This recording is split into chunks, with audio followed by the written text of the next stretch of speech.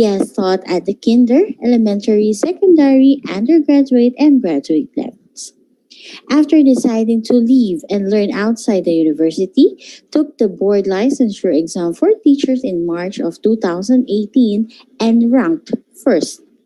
For the past 9 years, he has been training teachers around the country with different organizations, most of which are projects with the Department of Education on, on reading and literacy, storytelling, gender equality education, children's literature. Current, he is a teacher and assistant director of CHMCDC and is a technical training consultant for RTI International. Like most of you, he is still finishing his modules for his elementary students and is trying not to panic. He loves chocolate chip cookies, spaghetti, and sports. Ladies and gentlemen, please welcome Mr. John Michael De La Paz. Hi, hello. Thank you so much. Thank you so much, Ma'am, for that introduction. So I was a former training consultant for RTI. Currently, I'm doing training consultations for other small schools. Yeah. But let me just prepare my screen. So good afternoon, everybody. I'm so happy to be here with you. And thank you again, Vibal, for having me. This is my fourth webinar with you folks. And our topic today is really, it's really conversational and casual. I know I can't really talk to you, but this is really about communication. And hopefully, I mean, sana talaga I could have, showed you how communication can really work online. So we'll just have to make do with whatever I have in store for you this next hour. Okay, so pakilala lang ulit ako. My name is Teacher Mike, and Mike De La Paz. I finished my Bachelor in Elementary Education and Comparative Lit. I'm a classroom teacher, and currently I'm an Associate Director for CHMCDC. It's a very small school. And also I'm doing training consultant. I'm a training consultant for different companies. I wanted to start with this because I just want you to focus on the idea that I am a classroom teacher, not just a trainer. And I know what's happening right now. I am teaching grades 1 to 6 online. Now, I may have a more ideal setup since I have less than 20 kids inside each class. But nonetheless, communication patterns and instances are happening every day. And hopefully, with this talk, I can share with you some technical stuff that you can use and also practical tips that you can use to make an effective or to facilitate an effective communication in your classrooms.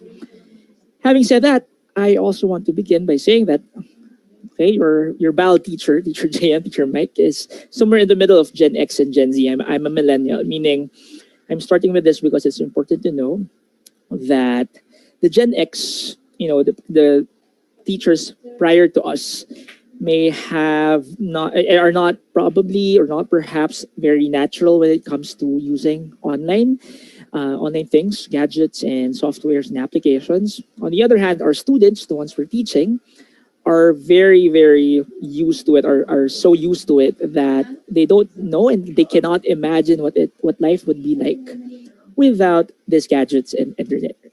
So the good thing about me being a millennial, and a few teachers out there are also millennials, so we're in the middle. We know what it's like to have no internet or to have no gadgets or touch screens and whatnot.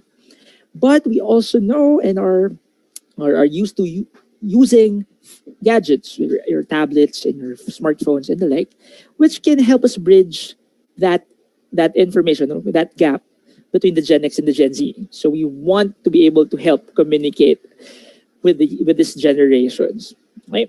Yeah. So I just started with this because later on you'll find out part of communication is making things very personal, and so I just wanted to introduce myself to you. Okay. So we shall be talking about communication strategies for online classrooms, and in a span of around 50 minutes to an hour, I designed this slide deck and this webinar to be very casual and also to already pinpoint exactly the theories in communication that we already know or you probably know and apply it in online teaching. Okay, but nonetheless, we have to still review some concepts in communication. That will be our first part. And I'll be doing a juxtaposition of face-to-face and online classes to explore the online learning modality. And at the same time, I shall be giving you practical tips for effective online communication. And lastly, let's try to preempt miscommunication that miscommunication instances that can happen inside your online classrooms. And these have been happening already in my classroom, and I have been really addressing these things, yung mga miscommunication nito, because we don't want miscommunication to happen, especially in this pandemic, and especially since we're using the online platform. Yeah. Right? So, communication. So let's just go through some theories and concepts in it. So this is one of my favorite definitions by Julia Wood in 2006. So communication is a systemic process in which people interact with and through symbols to create and interpret meanings. So it's about interacting. It is a process, and we use symbols. Okay? And meanings are very important because we communicate to make sure that we understand each other, and to also for us to be understood by others. So, in a very quick manner, communication is a process. It's systematic. It's symbolic. You have to be proactive and communication instances are individually interpreted. It's also irreversible, and it involves communicators. Okay, so let's just go through them one at a time. Yeah. So communication is a process, right? Meaning there are steps through it. There are certain events that happen that leads to understanding, hopefully. But sadly, communication doesn't always end in understanding. That's why a lot of misunderstandings happen, especially when there's so many things happening within that communication instance or that communication uh, event. And so, even if it's a process, it doesn't always end in understanding. But hopefully, ideally, it does, right? It's also systematic. So somebody creates the meaning, for instance, and then somebody sends that message in whatever form. For instance, in our situation right now, whenever we teach, we have to create that first, the curriculum or lesson plan, and then we have to translate that into something that students can can understand, perhaps through your slide deck, perhaps to a module, perhaps to in an online synchronous lesson. And then you try to deliver that through your synchronous or asynchronous teachings. And then hopefully our students get that or understand and learn what we want them to learn. And to do that, we do assessment, right? So in all those steps, communication is happening, and it's systematic, because there are steps that you follow. And even if it's not like a rigid step by step pattern, there are steps that happen or events that happen for communication to occur. Now, it's also symbolic. And as you know, we're using words and we're using language to communicate. But again, it's not just the verbal communication that we're talking about. We're also considering nonverbal communication, especially in this online setup. And we'll talk more about that later. Next, it's also proactive and individually interpreted. Even if you, for example, if I want to say something about a topic, and even if I have that fixed idea already of what I want my students to learn, because the learners or our students are part of the interpretation, not all of our ideas will be understood or even will be absorbed by our students, because a lot of things happen in their minds as well. Okay? So maybe if you're talking about something very difficult, maybe they're not yet prepared to understand it.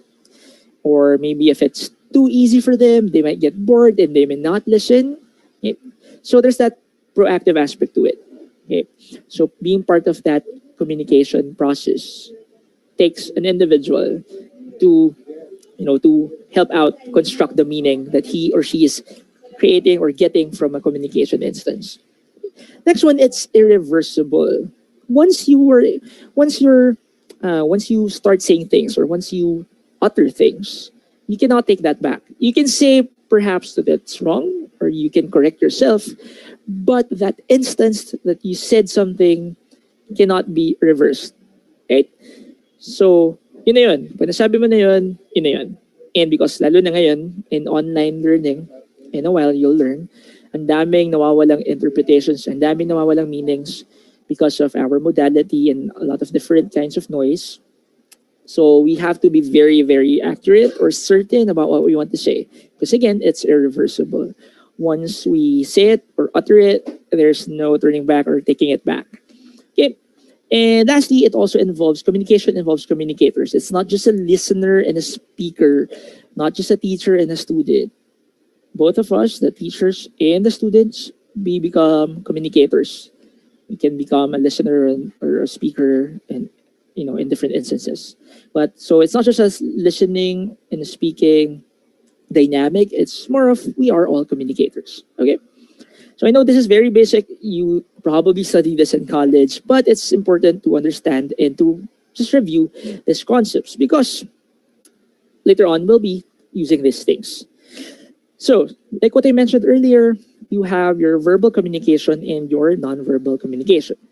So you just got this photo, this illustration from Thought Thought Company, Thought Co by Hillary Allison. So these are some of your nonverbal communication. So balikan natin mamaya yung verbal communication. But ito sa nonverbal communication, all these things are part of that. So haptics, let's start with proxemics. Proxemics talks about your proximity in how you manage or facilitate space, how you utilize space. Diba, when you're teaching inside the classroom, when you're teaching in front of the classroom, and you're very far from a student, sometimes if you want to get that student's attention, all you have to do is to use that space, use proxemics, and go near the student, and by using nonverbal communication, it's like you're already telling that person, that student, to listen, right? Haptics. Haptics has to do with touch. So, for instance, again, in the physical classroom, if you want to, call the attention of someone, you can just probably lightly tap his or her shoulder, or maybe just slightly tap on his or her table, okay, or his or her hand. So there's that touch, right? So if you notice tong proxemics tsaka haptics, they're almost, except for haptics. Haptics is really totally out of the picture in online classes. Diba? So wala tayo, if you're teaching younger kids, walang kid na tatakbo sa'yo to hug you, diba? Walang ganon. It's really hard to tap someone's shoulder to get his or her attention because it's not just hard, it's impossible kasi nga, we are online. Okay? Proxemics, yes, wala rin. You can't really change the space. I mean, yes, you can probably drag and move around the windows, the frames or the video frames of your students, but it's not really a space that we use. It's not the same space that we use when we are inside the classroom, right?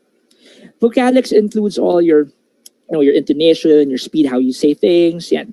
Kasama yan, yung mga yan, so vocalics. Okay. Also, yeah, chronemics has to do with time, right? Chronemics is problematic in online classrooms because your synchronous classes most of the time are very limited. You cannot really spend so much time because there's limited time. Hindi katulad before, di ba? Sometimes you extend, tapos okay lang, you can just ask your co-teacher, pwede po bang pahiram ng konting time? So hindi siya ganun. Because lalo na ngayon, di ba nga, because of studies in psychology, and we don't want our kids to be very screen dependent. We want them to minimize the time that they spend in front of a PC or a desktop or a phone, right? So yung chronemics na yan, medyo kailangan natin madaliin. Dapat sakto na talaga. So mabilis, like exact. So mamaya kasama dyan yung when we're being concise about things that we want to teach, right? Okay, let me just check something. Yan. Okay, so physical environment. Yeah, physical environment, we have no control. Don't have that much control. When we were in the classroom, in our physical classrooms, you have your arrangement of the chairs, the table, whatever is seen on your whiteboard or your blackboard or your smartboard if you have one, the decorations in the classroom. Diba? Physical environment, it's really independent of us right now. Kasi nga bahay na nila yun, diba? So it's really more of their parents and their families controlling that physical environment for them.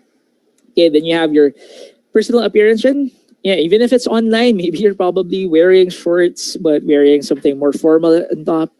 But personal appearance, hindi ka rin naman magiging effective, right? If you are wearing a sando or your hair is really not fixed. I mean, obviously I don't have hair, but for those who have hair, diba, hindi mo pwedeng magturo kayo online na hindi man lang kayo nag-ayos, diba? Okay. Ayan. So, And then you have your kinesics, your body motion. Diba? Kasama yung facial expressions, yung gestures nyo, even your posture and the like. Just to go back to vocalics, no, yung vocalics has more to do with the emotions or how you express yourself. So the emotions that you're using while you're using words. So non-verbal pa rin siya. So it's focusing on that one, the emotions and the like. Okay? So all of these are non-verbal communication types. But focusing on verbal communication, so you have this too. You can divide them into verbal communication and non-verbal communication, and also more specifically, vocal and non-vocal. So for verbal communication and vocal, you have your spoken language, which is vocal. Another word for that is just simply oral. So non-verbal communication naman, you're not using really words, but when you laugh, when you cry, when you cough, but those are already vocal, but non-verbal communication. Well, like when someone's noisy, but it's like saying, excuse me, why are you not listening? And ganyan. Okay. For non-vocal naman of verbal communication, you have your written language and your sign language. Okay, that's a different system of communication altogether. But my focus for this afternoon is really the spoken language and how we use the spoken language, the vocal, verbal communication, and non-verbal communication when we are in online classes.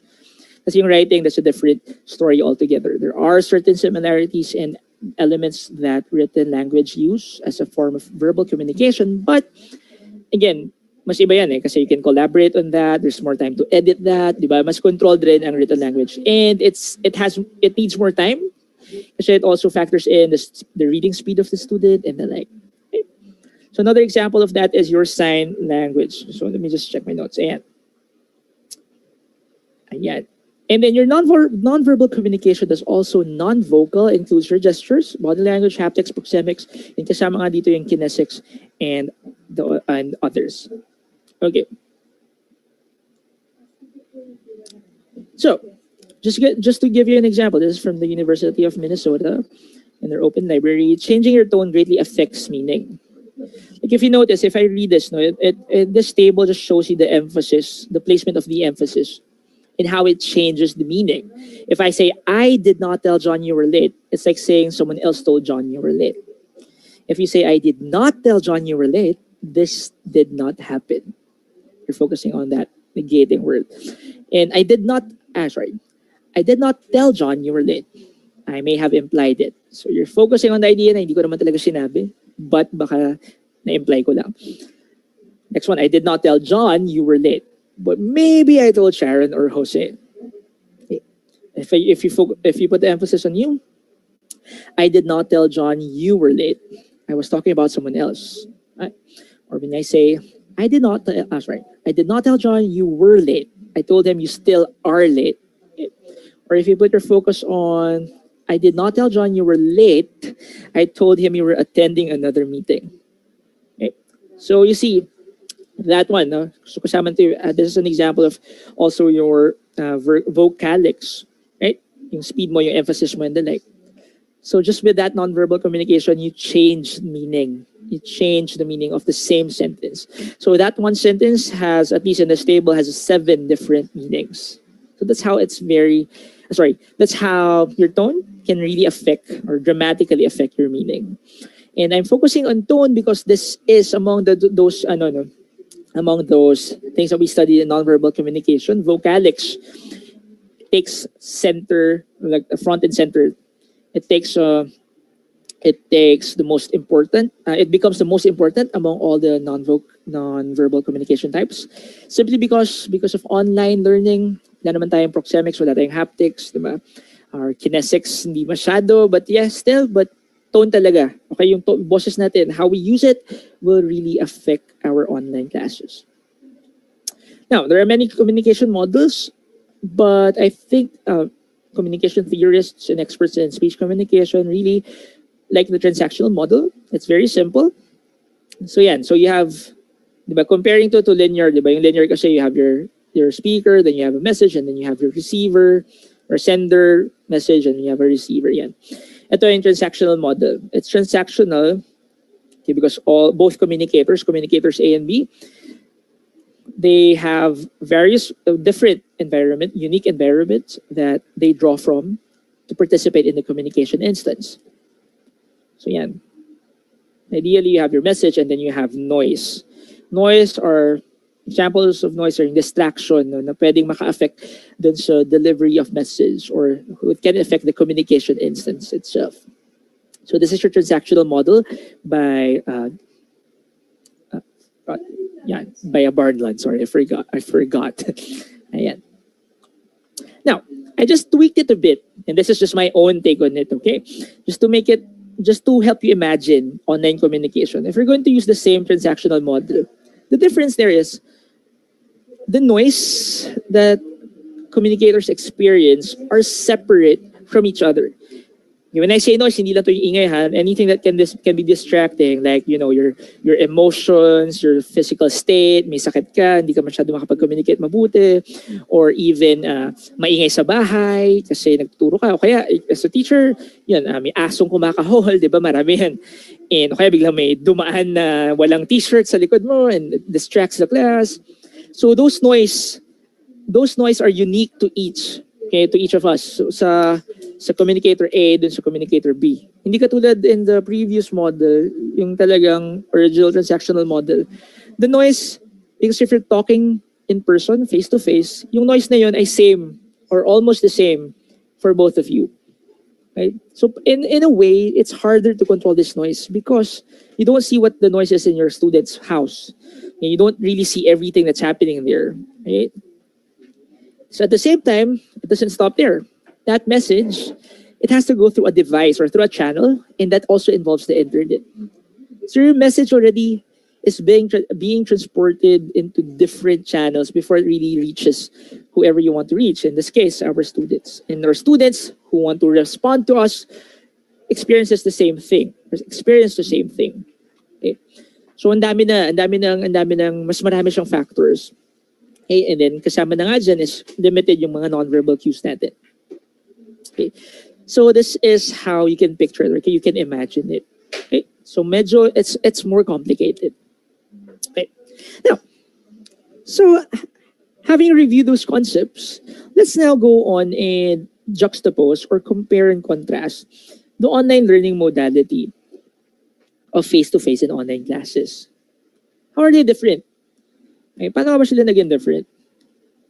I already mentioned some of them. And so let's just focus on things that are very important. For example, if you're using Zoom as a video conferencing app, you have your breakout rooms and multiple meeting rooms, right? If you're using Google Meet, pwedeng multiple yung rooms na yun. You just have to open various tabs. Like I said, wala kang proxemics dyan. But for face-to-face, you can move learners around. Diba? If somebody's having a hard time looking at the board because he or she has poor eyesight, you can move that person or that student in front. Okay, naman, sometimes when kids are really noisy or your students are noisy and it's distracting them, sometimes you pair them with someone who is a bit more, who has higher self-efficacy, who's more in control of himself or herself. Para mas tahimik sila, they want to be rowdy or too rowdy. So you can move learners around. You can group them, you can change the layout, right? Sometimes whenever you shift from one quarter to another, you even allow them to change seats. So yan, wala yan. Kasi sa kanila, ang pwesto lang nila is yung nasa bahay sila, kung ano man yung study area nila. Like what I mentioned earlier, for online classes, you have limited nonverbal cues. So like what I said, ang priority mo dyan is voice and visual feedback. When you talk about visual feedback, you really have to see what's happening in your screen. Right? Not just in your screen. When I say in your screen, what's happening among your students. Okay, what's happening in there and that limited screen that you see. Okay? Tama? So you have to have the visual feedback. Makita mo pa rin naman if the student is bored, if he or she is not listening. So yun yung mga focus mo na lang. For face-to-face, mas marami. You have your space, in haptics na yung space, proxemics yung space, and then you have your gestures, part of kinesics, then you have your vocalics and your voice, and then your haptics. Mas marami. So in a way, mas madali rin sana mag-facilitate ng learning if it's face-to-face because you have more non-verbal cues. Mas madaling mag-facilitate ng effective communication. Right? Now, this is very important. There's that duality of communication channels when you're doing online. So when you say duality, meron kang chat box, and then you have that camera, your video, And then you also have, if possible, if you have an ideal setup, you have a lecturer, and then you have a moderator. That moderator is probably watching your students. So in this example, for example, this is sorry, in this example where I'm giving you a webinar, I think Miss Michelle and Miss Sandra are moderators, and I'm the lecturer, right? And so they might be assisting me by looking at what's happening, kung ano nangyayari dun sa YouTube channel, right? So I don't see you, although I can. I'm checking lang kung nakikita ko. Ay, sorry. Ayan. So I can check that, right? So pwede yun i-check. Yeah. So you have your moderator and lecturer. So that's the duality or the channel of communication. Sige, let me just check anong nangyayari sa ating. Yeah. So katulad ngayon, I'm using Zoom. Let me just stop for a while just to check kung anong nangyayari sa chat box. Ayan. Usually, good afternoon. May watching from Plaridel, Bulacan, Sorsogon. Ayan. So, yan. So, diba? So I can watch that. So there's the duality to it. I'm looking at my camera, I'm talking to you, but also I can watch what's happening in the chat box. And usually puro good afternoon naman sila. Yan. Wala pa namang umaangal sa kintab ng noo ko. Ayan. But anyway, yeah. So you have to be aware of that duality, kasi you have to maximize that. Kaya yung chat box mo, tsaka yung mismong visual gadget mo, your camera, and your video conferencing app. Now, for face-to-face, it's really singular. Wala namang nag-chat habang nagkaklase kayo, unless you're doing blended learning and then you have, for example, you're in a computer class, there's the teachers there in front, but also the chat box is open just in case may mga nagko-computer lab kayo, tapos pwede nyo i-chat yung prof nyo. So pwede yun. But most of the time when we're teaching in our classrooms, it's really singular. Okay? Yeah. Now, so let's focus on online pa. Other things. So you have your digital ecosystem. Yan, digital ecosystem, it helps facilitate effective communication. Like, how do you communicate with each other? Let's talk about that later. Yan, may documentation differentiation. In online classrooms, you can easily record things. Kung allowed kayo sa school niyo mag-record or may capacity kayo to record your lessons, then hindi niyo siya kailangan ulitin. You don't have to repeat it if somebody misses it.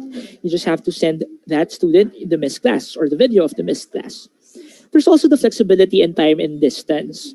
For example, in distance, teachers who are not in Manila, for example, can still teach classes or schools that are based in Manila, even if they're abroad, right?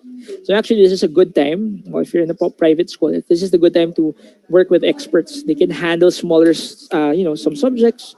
So may mga subject matter experts ka, ganyan.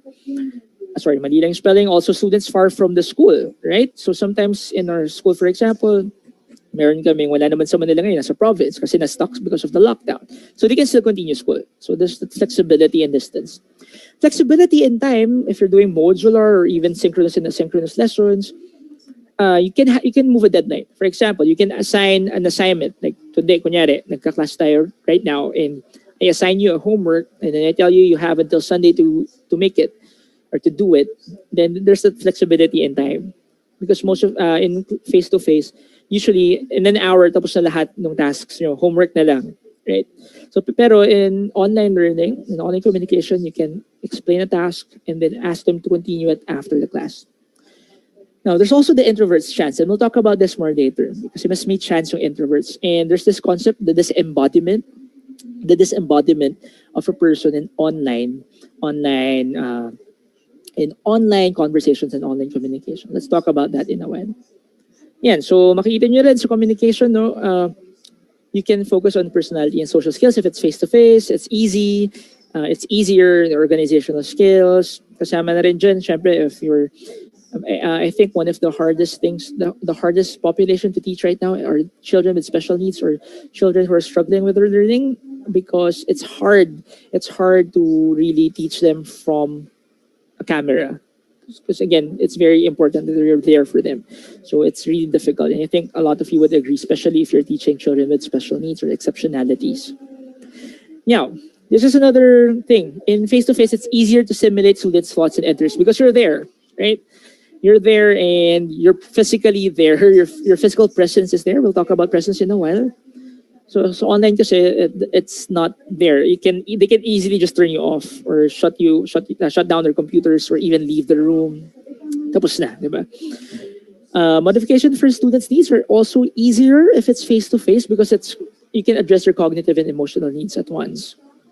Okay? Kasi kunyari, pag may umiyak doon sa online classes natin, you can't really be there for that kid and try to help him or her. Yeah. So it's hard. It's harder for online. But both have strengths in the hands of a teacher. Sorry for the typos. Okay. So now let's go to practical tips and strategies for online communication. So bibilisan ko lang to. I have around 30 minutes left. So this is what I mentioned a while ago. In online classrooms, you have to think of the disembodiment. When you say disembodiment, this is transcending the body constraints in cyberspace. Meaning, these are things na pag disembodied ka na, it's like nawawala yung mga nandun naman usually kapag physically present ka. For example, in a face-to-face classroom, if I'm an introvert, like I mentioned earlier, if I'm an introvert, I think I'm an introvert, di lang halata. But as an introvert, when I want to recite, for example, and there are 30 classmates or 29 classmates, kung 30 kami, imagine all of those students are giving off nonverbal cues.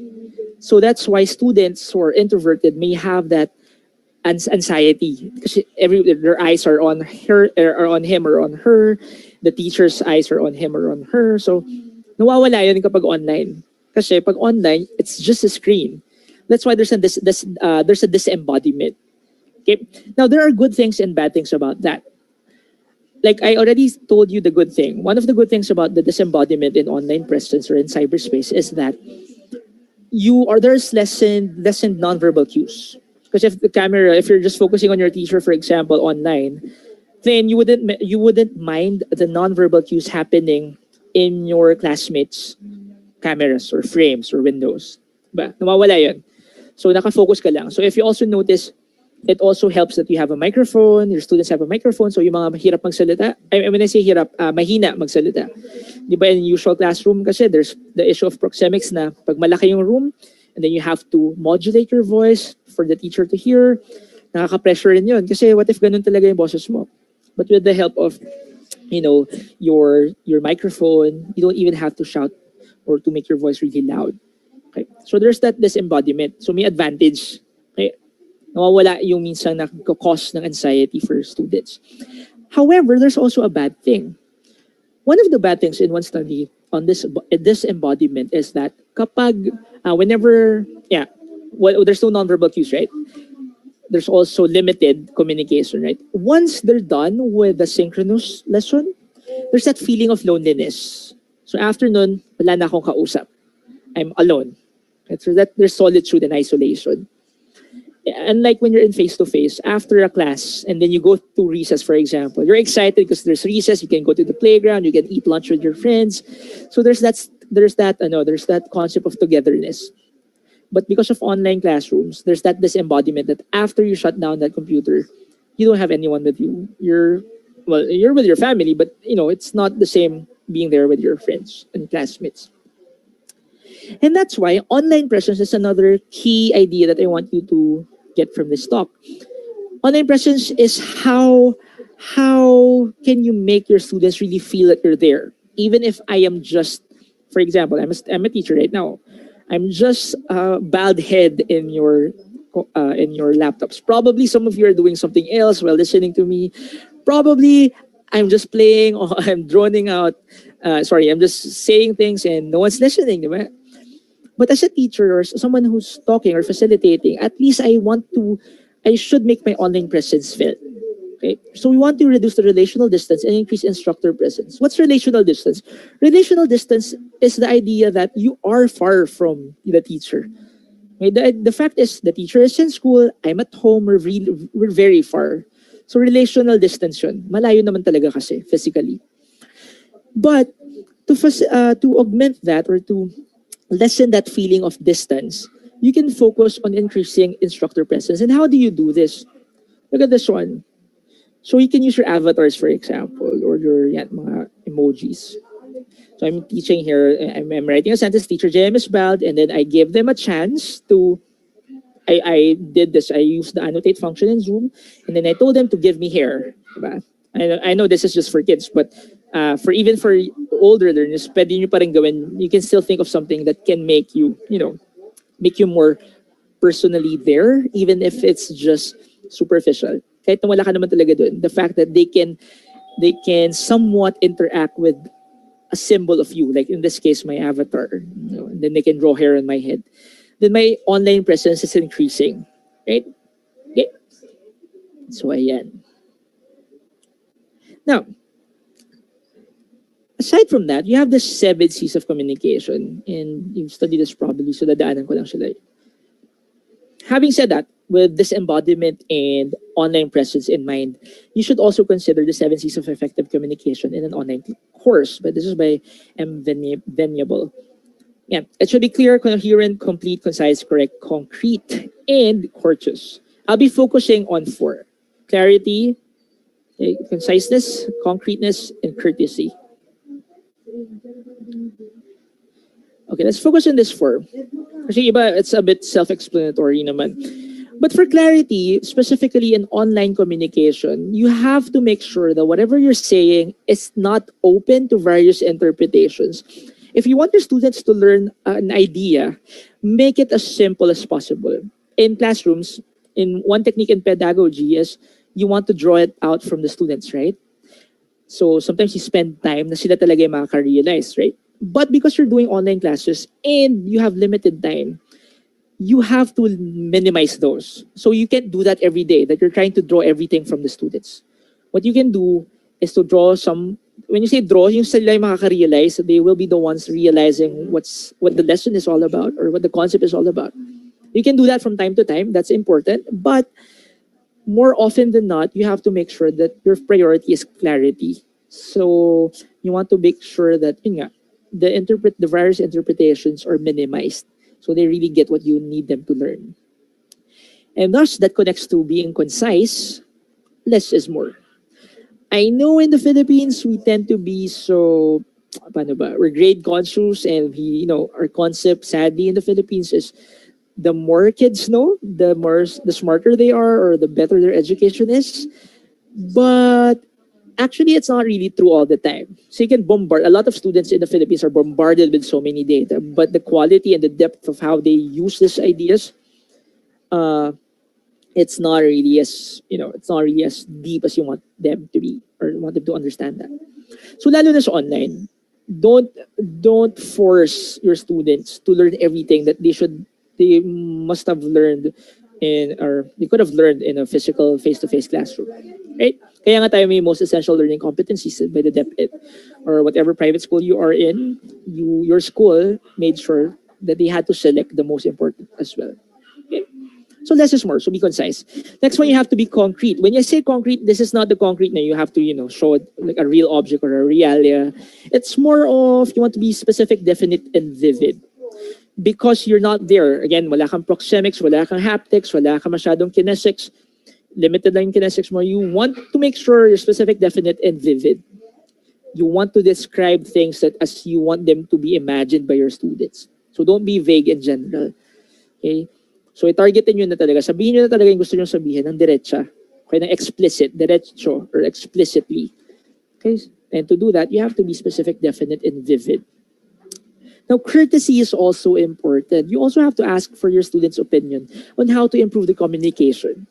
Okay? Because, for one, the Philippines was not really ready for this kind of online setup. It was thrown upon us teachers. So even if you're a private school and you have a lot of budget and you were able to transition nicely, we could have still prepared better if this was something that we already planned before, right? And so you have to ask for your students' opinion, because even us as teachers, this is new to us.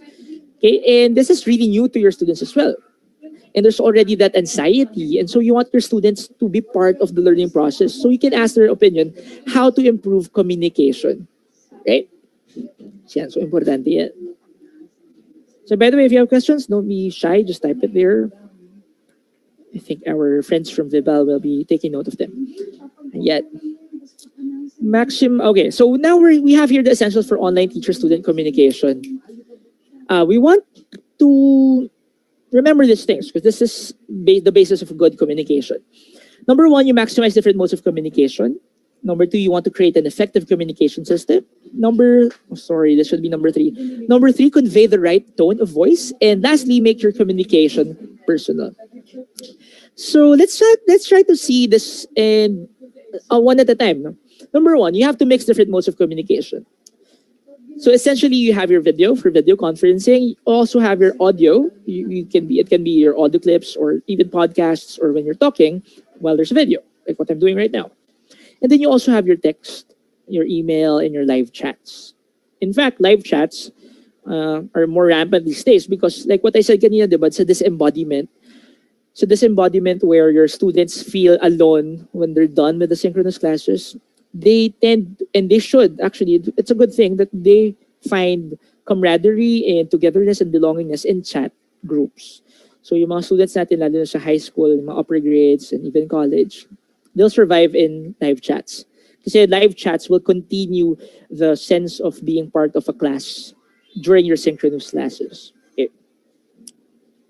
So, to also do that, no, you have to make sure that you have your learning system, your learning ecosystem. So if you're with Vibal, you have their V Smart School to facilitate this. No? Kung ano man yung mga pwede nyo gamitin, video, audio, and text. And meron naman silang tips for you, right? But you can create your own lessons, monitor students' attendance, compute and display grades. So all of these things, it focuses on the learning, but actually behind this, it's still communication, right? How do you communicate learning and facilitate learning to that? For example, another example, kunyari, learning ecosystem mo, ito. So you maximize each one. Ano yung mga pwedeng gamitin? Tapos yung mga connections, like if you're using a Gmail, tapos yung Google Classroom, just in case lang. If your calendar, diba? If you're using Google Meet, tapos pwede mong i-connect sa YouTube, or if you're using Zoom, diba? Yung mga yan. Pwedeng kunyari, Zoom ka and you have a big class, tapos kapag one-on-one na, you can turn to Google Meet, just in case you want that. So you just have to make sure that you maximize and you vary the types of communication that you can use. Ayan. Okay? Simple, ito, video. If you want to check it out, I volunteered with the Office of the Vice President. So VP Lenny Robredo made this free videos. It's free for everybody. I'm on episode 22. Yan, pagpasensyahan nyo ng aking mga pisngi. Yan. So ito, sample to, diba? This is a video and you can play this. This also increases physical presence because it's clear, the lighting's good. This was created by C-Hub. It's a studio, a professional studio. And yan. So you can watch that on YouTube. Pero because I have videos for my students as well, kunyari, sample lang to, then they have the physical presence that every time they want to see your teacher and review the lesson, they can simply play it. And then it's like you're there with them, talking to them. I'm looking at the camera, I'm focusing on them, even if I'm not there. So ito na naman yung online presence, right? Yan. So yan, you can watch it at epektibong pagkikwento. Yan. Number two, you have to create an effective communication system. There are 4 things I want you to consider. How will the teacher communicate with students and families? Okay, so dapat maayos yan. Do they talk to you through email? Do you have a chat group with them? Do you still send physical correspondences or actual letters? Yung mga ganun. So you have to make sure that that's very clear. Right? Number 2, when will the teacher communicate? In here, you have to establish a routine.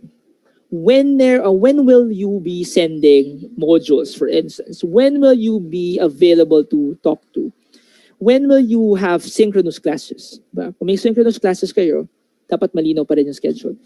And then, when can they consult with you during asynchronous classes, right? So, importante dito, it's very vital that you still have a routine for that communication. How can they reach you? That's the next one. How can students and families communicate with you? Are you comfortable giving out your cell phone number, your email? Do you have a professional school email, and then you have your personal email? Do you want to be invited in a Zoom chat if the parents want to talk to you, or if the students want to talk to you? Will you be available on that? Will you be adding them in Facebook? Yeah. So you have to be very clear with that. Next, how and where will you address personal or sensitive topics? Remember, in online classrooms, hindi ka pwede. You cannot spend your limited synchronous time addressing misbehavior or distracting issues or fights and whatnot. Kasi mauubos yun. Kawawa, also, it's going to be sad for those students who are there to really, or who are ready to listen and learn, if you're going to spend that time reprimanding someone. And that's why you can't also be mad in an online class. Once you get to that mad point, the tipping point, you lose a lot of your lose a lot of your ethos as a speaker.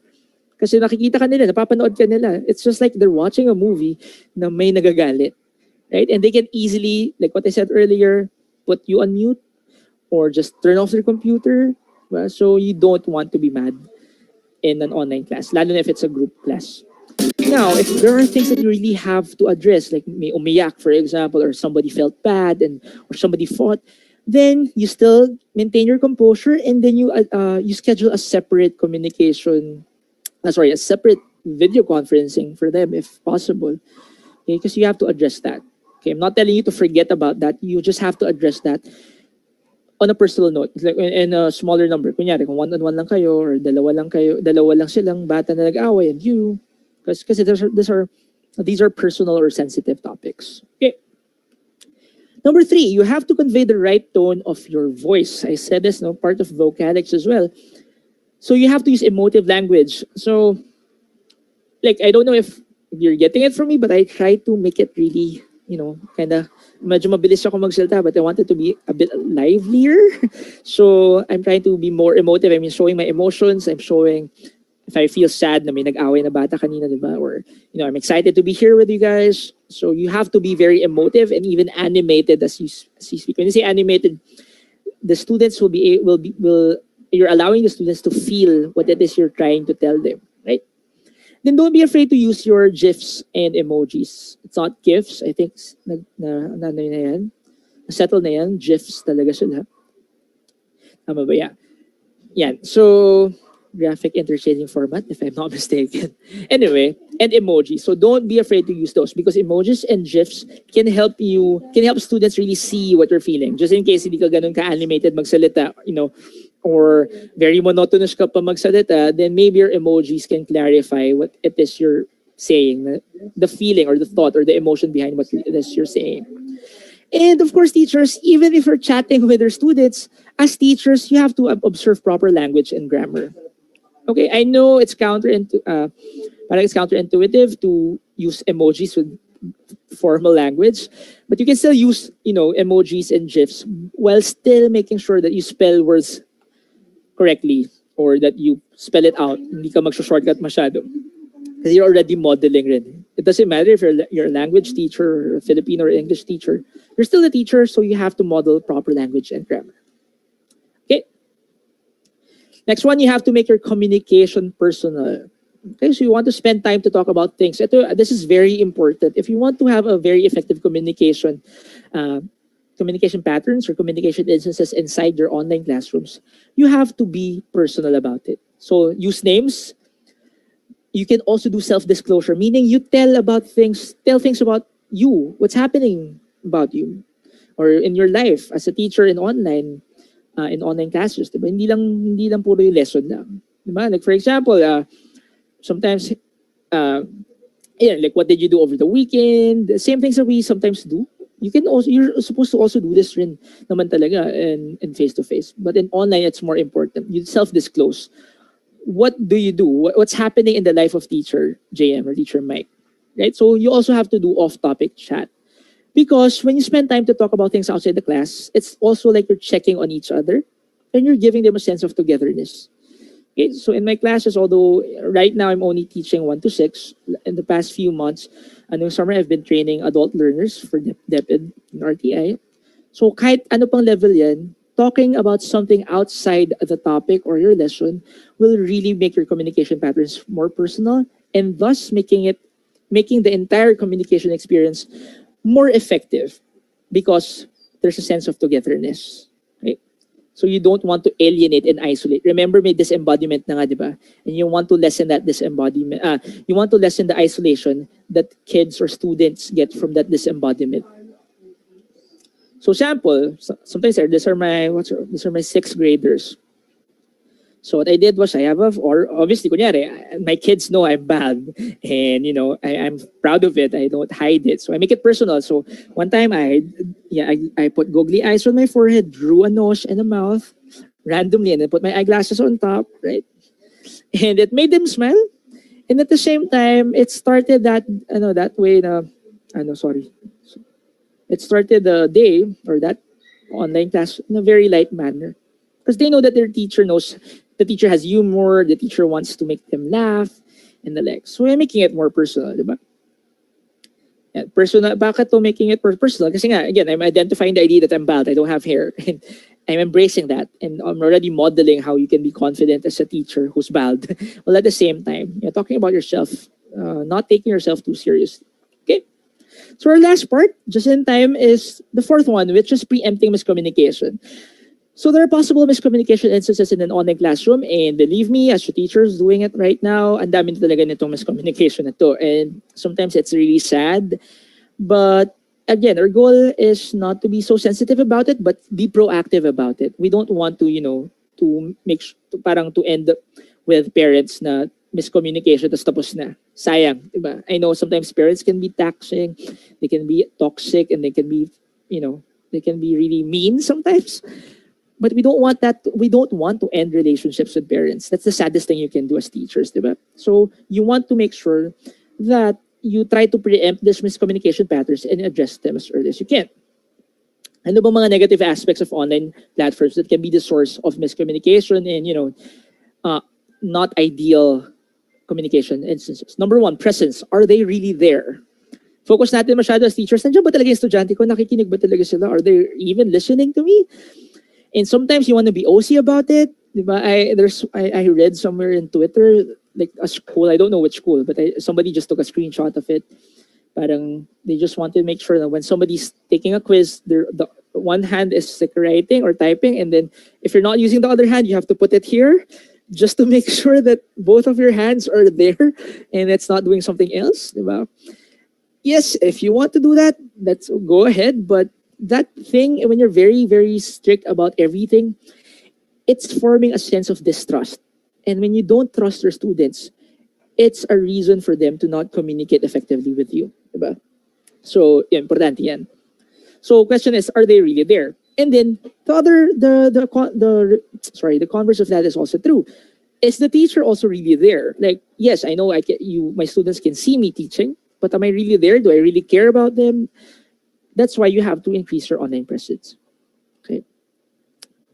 Again, another thing, misinterpretation and meanings lost. Again, like I told you earlier, diba? Because communication is proactive and it's individually interpreted, a lot of the things you say that you want them to learn or to get can be misinterpreted or it can be lost. So that's why you have to be very clear and you have to be very concise. Then nandiyan rin yung isolation and loss of motivation.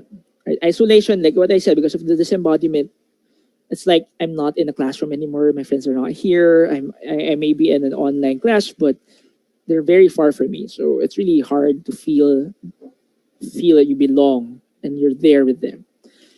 And because of this, you can also lose your motivation. So there's loss of motivation. Okay? And you don't want that. If your students are not motivated to learn, you can't expect an effective communication instance and pattern. And next one is emotions lost or confused. Emotions are so hard to watch or to be aware of in online classes, especially for the younger kids. Okay, even for upper grades and high school, all our students are going through something.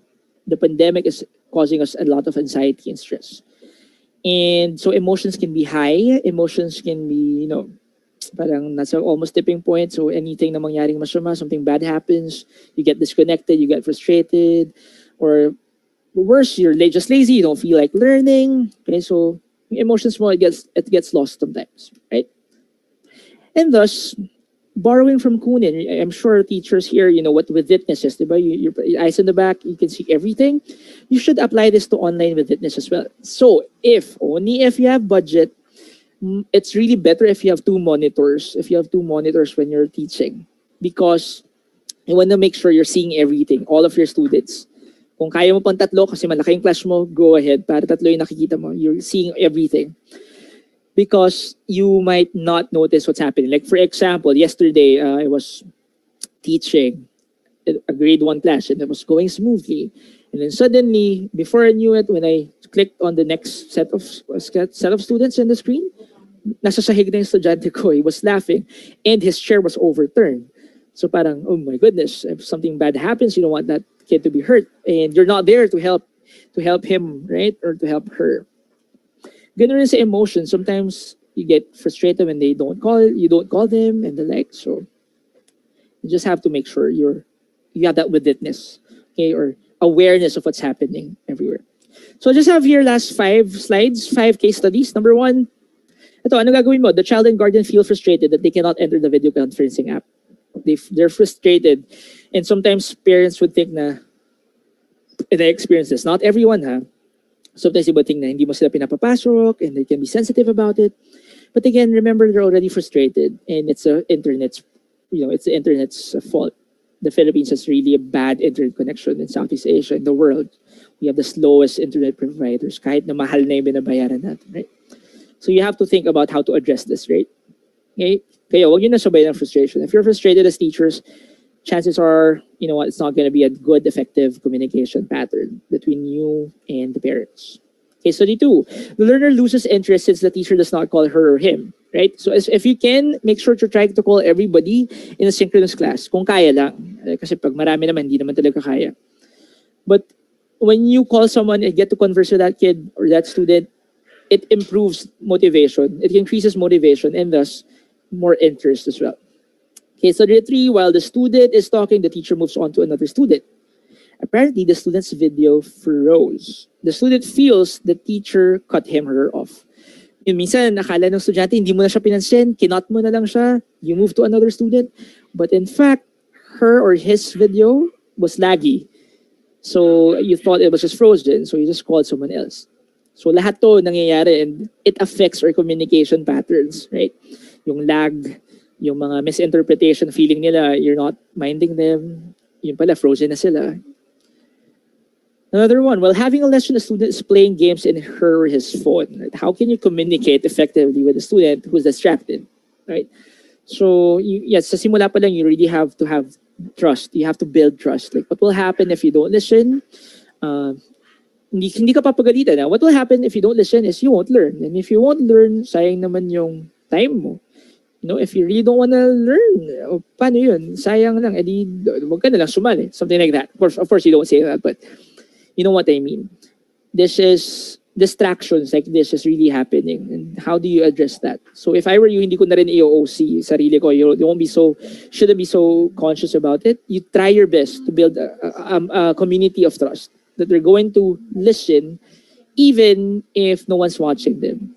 Okay? Because this will really happen. And lastly, students are arguing. It happens because of that disembodiment. They want to continue belongingness outside the synchronous classes. Students might fight in a chat box outside synchronous classes. So there's communication there again. How do you deal with that? How do you address that? Well, at least you have to be aware about those things, and your students will probably tell you about these things anyway. Or if not, you have to really also know. Para aware kayo ng nangyayari. So all of these will really contribute and affect your communication patterns when you are in a synchronous online class. Okay? So with that, maraming salamat po.